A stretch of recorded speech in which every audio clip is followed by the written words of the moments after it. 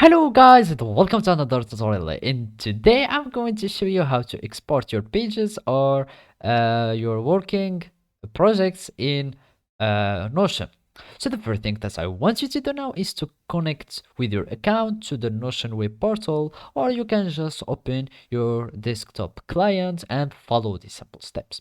So here I have my this page here, and let's just add a template quickly so we can have some content that we want to export. So basically now we have this reading list template and we want to export it, for example.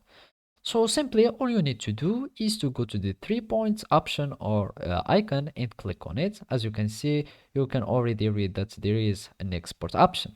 So here you will search and you will see in this menu and search for the export option. And if we go down here in the middle, we will find our export button. So basically we just click on it and we will have this pop-up window and that has these informations or settings. So the first thing that we have is the type of the export or the format of our exportation.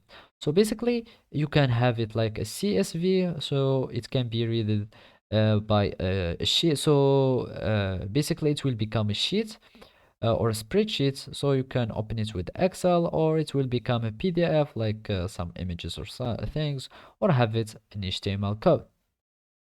And here you can have, for example, the choice to include all the databases or not. And as you can see here, I have here in my reading list is about a database that contains too many tables, etc.